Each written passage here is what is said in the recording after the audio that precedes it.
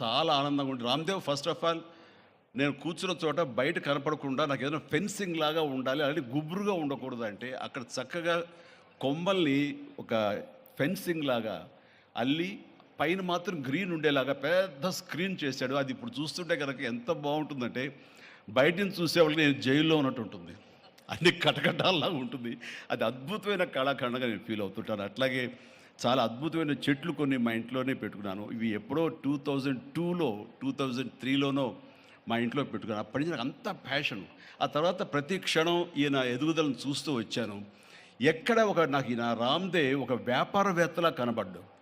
ఒక కళాకారుల్లా కనబడతాడు. అందుకే నా మనసుకి అత్యంత దగ్గరగా అయ్యాడు.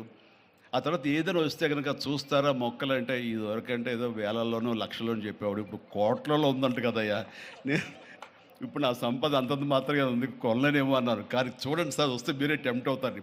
ఇప్పుడు గౌరవ ముఖ్యమంత్రి గారితో పాటు అన్నీ వీక్షిస్తుంటే ఎంత టెంప్టింగ్ ఉందంటే వావ్, ఇవన్నీ మన ఇంట్లో పెట్టేసుకుంటే ఎంత బాగుంటుంది అనిపిస్తుంది. అంత అందంగా దీనికి కావాల్సిందండి వ్యాపార దృక్పథం కాదు, కళాకారుల హృదయం, కళా హృదయం ఉండాలి.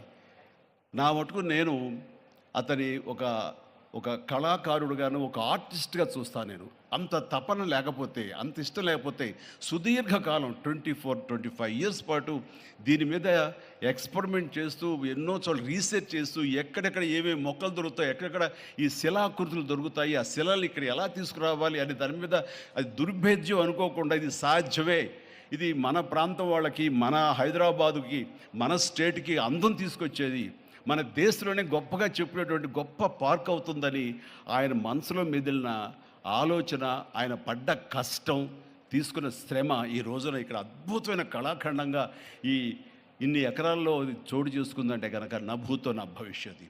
ఎవరైనా సరే అంత డబ్బులుంటే కనుక ఏం వ్యాపారం చేద్దాం, ఇంత స్థలం ఉంది కదా, దీన్ని ఎలా రియల్ ఎస్టేట్ చేద్దాం, దీన్ని ఏదో గవర్నమెంట్ వాళ్ళ మన్నలతో వాళ్ళ పర్మిషన్లతో తీసేసుకుని అక్కడ మనం మల్టీ స్టోరీ పెట్టుకుంటే ఆయన జీవితం కాదు కదా, తరతరాలుగా నిలిచిపోతాడు. అలా కాకుండా ఆయన కేవలం ఒక లోపల ప్యాషన్, చిన్నప్పటి నుంచి కాలేజీ రోజులో చదివే దగ్గర నుంచి, ఆర్ట్ కాలేజీలో చదువుతున్న దగ్గర నుంచి కూడా ఆయన మదిలో ఉన్నటువంటి ఆయన బ్రెయిన్ చైల్డ్.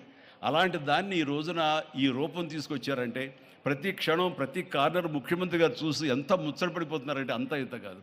ఎలా చేశారు, ఇది ఎలాగొచ్చింది, అది ఎలా వచ్చింది అని అడుగుతున్నారు. నేను కొన్ని అడుగుతున్నాను.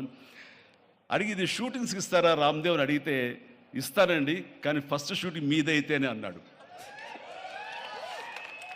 ఇప్పుడు నువ్వు ఆ మాట అన్నావు కదా, ఇప్పుడు కొత్తగా హీరోయిన్ని తీసుకొచ్చి ఆ అమ్మాయితో ఇక్కడ స్టెప్లు వేయాలంటే ఈ ఎండలో ఎలా ఉంటుందేమో తెలియదు, కానీ ఏదో చలికాలం అయినప్పుడు నెక్స్ట్ చలికాలం అయితే చేస్తానయ్యా అన్నాను. ఈలోగా వర్షాలు పడి ఇవన్నీ ఇంకొంచెం పచ్చగా ఉంటాయండి, 1 or 2 ఇయర్స్ లోపల ఇది అద్భుతంగా ఉంటుంది, కంటికి కనువింపుగా ఉంటుంది చెప్పేసి ఆయన చెప్తుంటే కనుక ఐ కుడ్ ఇమాజిన్. అట్లాగే ఇక్కడ వెడ్డింగ్ ప్లాన్ చేసుకోవచ్చు, వెడ్డింగ్స్ కానీ ఇతర రిసెప్షన్స్ కానివ్వండి, పలు ఈవెంట్స్, అలాగే ఐస్కి సంబంధించినటువంటి ఆ స్కేటింగ్ సంబంధించిన చేయాలని ఇలా ఎన్నెన్నో ప్లాన్స్ ఉన్నాయండి. అవన్నీ కూడా చేయగలడు, ఆ సామర్థ్యం ఉంది.